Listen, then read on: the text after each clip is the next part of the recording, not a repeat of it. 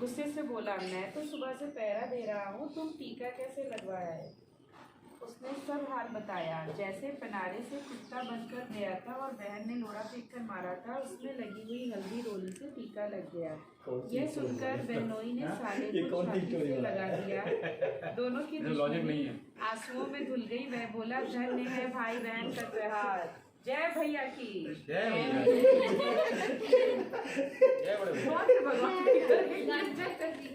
जय गणपति जी की। कथा नंबर 2। सात भाइयों के बीच में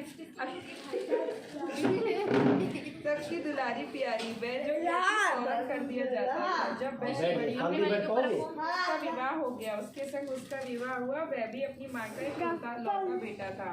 माँ ने अपने बेटे के लिए बड़ी मान्यताएं मान रखी थी, पर पूरी एक भी नहीं थी। इस पर सब देवी देवता उससे अब अप्रसन्न थे। उन्होंने सोचा इस बूढ़े के पुत्र और बहू को मार डाला जाए। बहन को किसी प्रकार पता चल गया कि देवता अप्रसन्न हैं। बहन ने भाइयों से कहा, मैं ससुराल जाऊंगी। भाइयों ने कहा, बिन बुलाए कैसे जाओगी? जब वह निभाने आएंगे भेज देंगे। दुलारी बहन बिगड़ गई। लाचार होकर भाइयों ने डोला तैयार करवाया। बहन जानती थी कि मुसीबतें रास्ते से ही शुरू हो जाएंगी। अच्छा बैठे नहीं प्यारी डोला थोड़ी दूर ही गया काटते हुए नाग नागिन मिले। वो काटने को दौड़े। दूध का भरा कटोरा रख दिया और नाग नागिन की पूजा की। वे दूध पीकर प्रसन्न हो गए और वहां से चले गए। कुछ ही दूर डोला आगे गया होगा कि दहाड़ते हुए बाघ बाघिन मिले। बहन को देखकर डोले के ऊपर झपटे। बहन ने तुरंत मांस फेंक दिया और बाघ मांस खाने लगा। डोला आगे बढ़ा। थोड़ी दूर पर ही हाथती हुई गंगा यमुना में मिली, जो बहन को अपनी लहरों में लेने को तैयार थी। बहन ने तुरंत चुनरी प्यारी चढ़ाई और पूजा की। गंगा जमुना प्रसन्न होकर रात छोड़कर हट गई। डोला आगे बढ़ा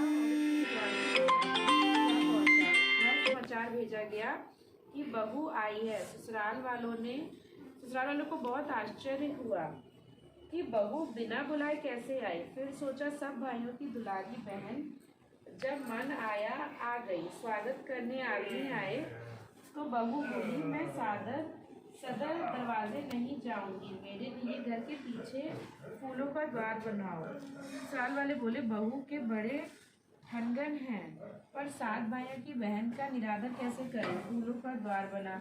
जैसे ही बहू ने द्वार पर पैर रखा, दरवाजा टूटकर बहू के सिर पर आ गिरा।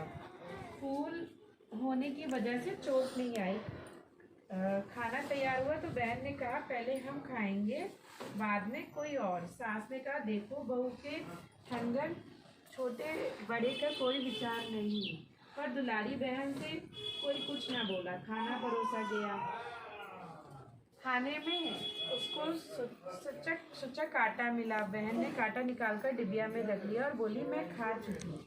शाम के समय जब घूमने चले, बहन बोली, पहले मैं जूते पहनूंगी, फिर कोई और पहनेगा। सबने फिर आश्चर्य किया, पर बोला कोई नहीं। वह जूतों के पास गई, जूतों का उल्टा किया तो भयंकर काला बिच्छू मिला।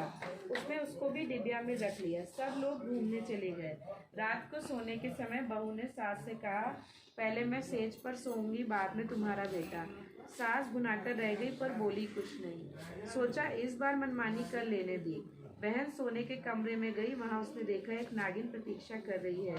किसी प्रकार उसे भी पकड़ा और चली गई और पति से बोली, अब तुम सो जाकर। सुबह हुई। बहन सास के पास गई और डिबिया खोलकर सब कुछ दिखाया और बोली, मैंने तुम्हें पुत्रवती किया है, अपना अहवात रखा। अब कभी भी मनौती मानकर पूजा करने में भूल न करना, नहीं तो धोखा खाओगी। अब मैं अपने घर जाती हूँ। इतना कहकर उसने डोला तैयार करवाया और अपने भाइयों के साथ भाइयों की दुलारी प्यारी बहन मायके वापस चल दी। सास ने देवी देवताओं की पूजा से विधि की और अपनी गुणवती बहू की सराहना की। 2 हो गई। पूजा करूँगी, पहले